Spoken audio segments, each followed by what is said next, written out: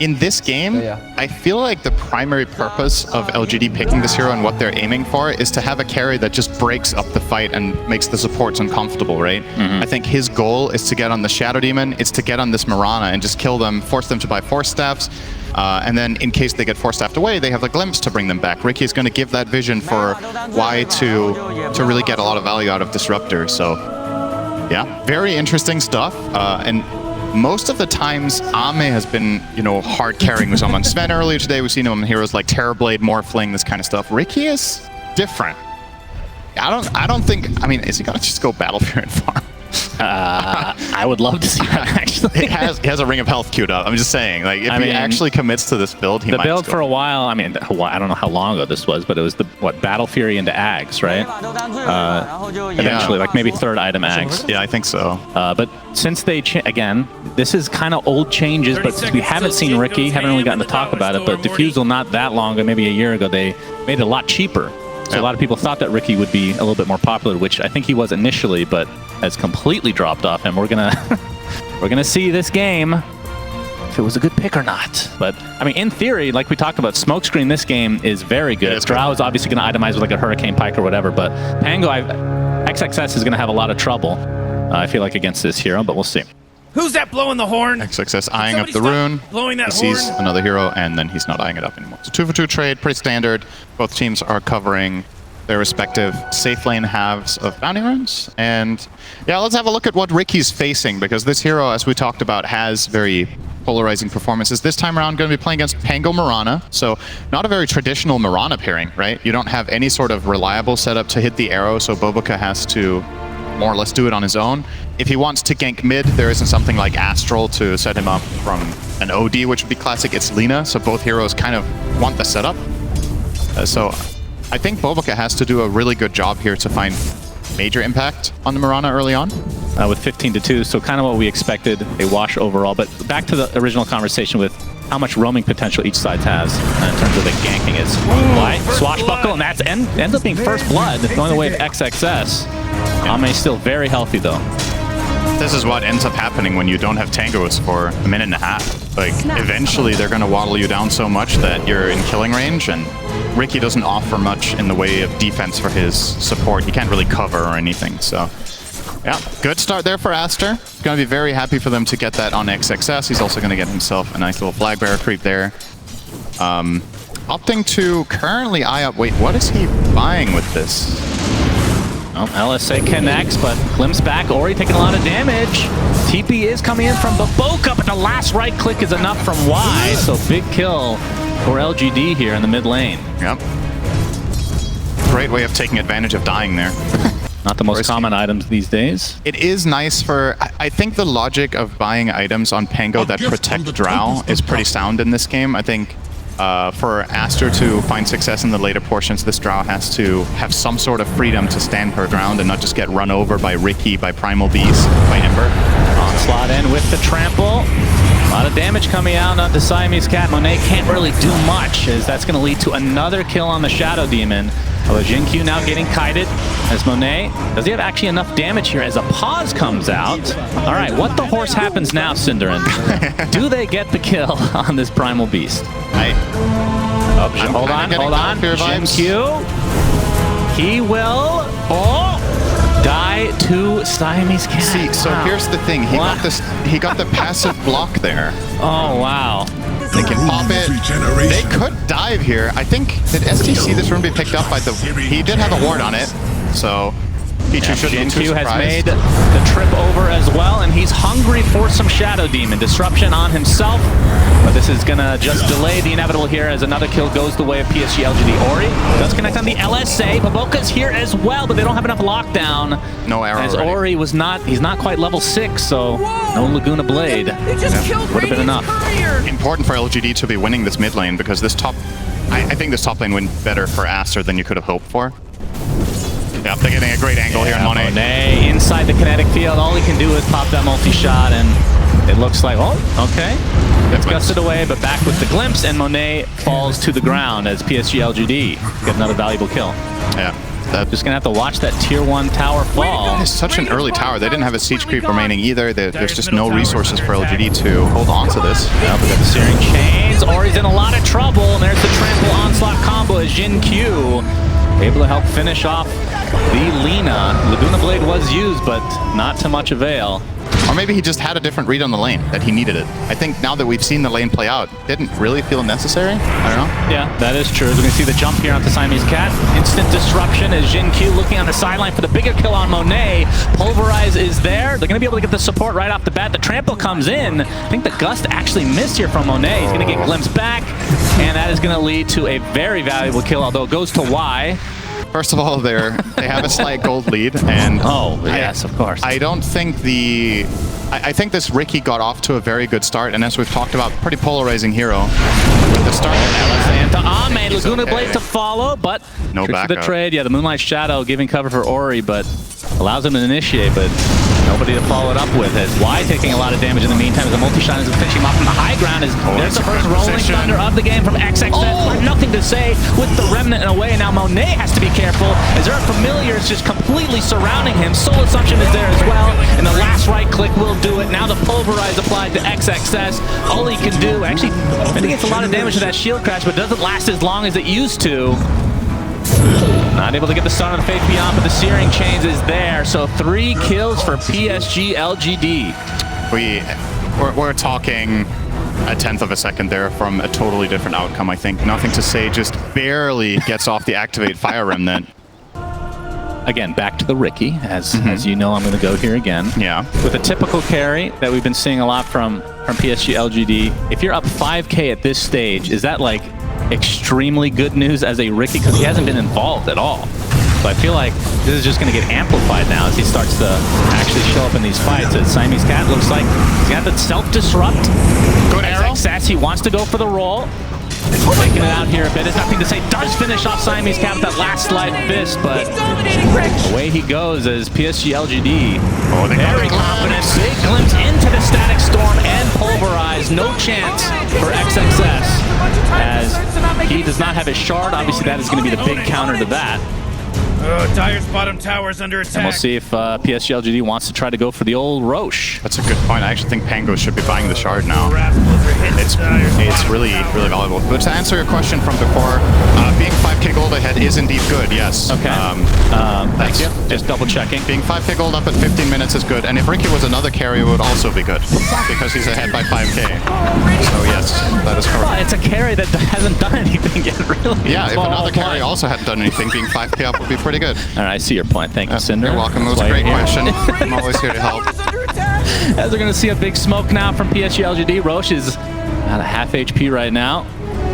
They don't want to fight it, or they don't want to take it out quite yet because everybody from ASTER is up here on the high ground. But they're going to try to pounce onto Ori. He's going to run right into the familiars, but they're going to go for the D-wards first instead. But there's the glimpse back. Instant stun. Here comes the rolling thunder from XXS. Not really going to connect initially. He's nothing to say. Comes up with a big slight and the BKB proc. But Ori, he's going to return the favor with the BKB of his own. Kind of a weird engagement here as XXS now. They have glimpse again in 2. On the other side. But no deaths out of that fight. That was a very clever way that PSG engaged that, and also a good response from ASTER. So what LGD realized is the one thing they need to not happen is that they get clumped up and get Pango rolled, and then the artillery just starts going to town with the Drow as well as Lina. So what they do is they poke and force out the Pango roll, and then they just disengage. And now they got the Searing Chains. No BKB. Ori Soul Assumption is there. Smoke screen as well. He's done.